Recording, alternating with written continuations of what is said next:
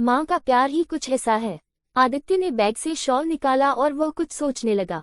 वो सोच रहा था कि पिछली रात जब वह बिस्तर पर जाने से पहले अपना बैग पैक कर रहा था तो उसकी माँ कैसे अपना शॉल लाई थी और उसे बैग में रखने के लिए कह रही थी। कैसे उसने कहा था, अगर बारिश हुई तो बहुत ठंड लगेगी। करीब 1 घंटे से अधिक समय से ट्रेन एक छोटे स्टेशन पर खड़ी थी। ट्रेन में बैठे बैठे आदित्य का धैर्य जवाब दे रहा था। आजिज होकर वह अपनी सीट से उठ खड़ा हो गया।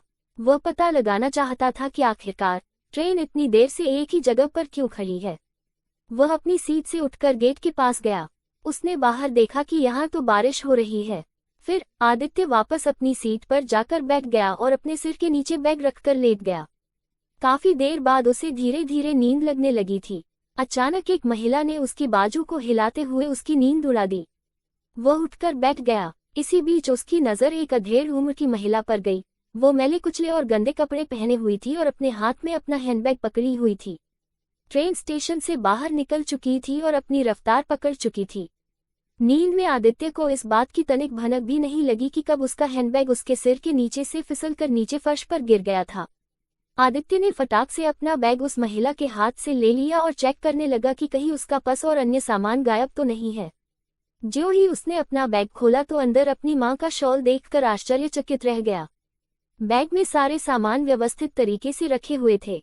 आदित्य ने बैग से शॉल निकाला और वह सोचने लगा कि पिछली रात जब वह बिस्तर पर जाने से पहले अपना बैग पैक कर रहा था तो उसकी माँ कैसे अपना शॉल लाई थी और उसे बैग में रखने के लिए कह रही थी।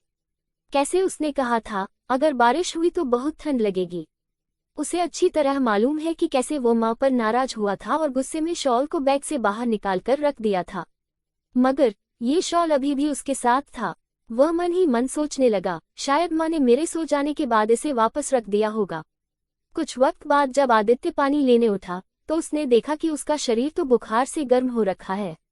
खुद को असहाय महसूस करते हुए उसने तुरंत अपनी माँ को कॉल किया और बोला, माँ, कल रात तुम मुझे कुछ मेडिसिन का पैकेट देना चाह रही थी। इससे पहले कि आदित्य अपनी बात पूरी कर पाता, उधर से उसकी माँ बोल पड़ी, बेटा, तुम्हारे सिर में दर्द है क्या? आदित्य कतई जाहिर नहीं करना चाहता था कि उसके बुखार के बारे में जानकार उसकी माँ बेवजह परेशान हो, इसलिए उसने कह दिया, हाँ माँ। उसकी माँ बोली, मैंने तुम्हारे हैंडबैग की सामने वाली जेब में दवा का पैकेट रखा है, तुम उसमें से निकालकर सिरदर्द की एक गोली ले लो। और हाँ, मैंने पैकेट में बुखार की दवा भी रख दी है, शायद कुछ खा लो। सुनो, मैंने तुम्हारे बैग में एक सैंडविच पैकेट भी रख दिया है। आदित्य कुछ घंटे बाद सोकर उठा तो पहले से काफी बेहतर महसूस कर रहा था। जैसे ही वह अपने पैर फैलाने के लिए उठा तो उसकी नज़र गलियारे के पास बैठी एक महिला पर पड़ी। उसने अपने बच्चे को गोद में ले रखा था। खिड़की से ठंडी हवाएं आ रही थीं। उसके शरीर पर पड़े फटे पुराने कपड़े इस ठंड से बचाने के लिए नाकाफी थे। आदित्य ने गौर से देखा तो पाया कि अरे, ये तो वही महिला है जिसने उसे पहले जगाया था और उसका बैग लौटाया था। बिना सोचे समझे आदित्य ने बैग से अपनी माँ का शॉल बाहर निकाला और ठंड से काम से बच्चे को उड़ा दिया। उसने देखा कि बच्चा कैसे अब सुकून से सो गया है। आदित्य सोचने लगा, वह एक नहीं बल्कि 2 माताओं के प्यार और स्नेह की चादर से लिपटा हुआ था। माँ के प्यार की तपिश ही कुछ ऐसी है। धन्यवाद फॉर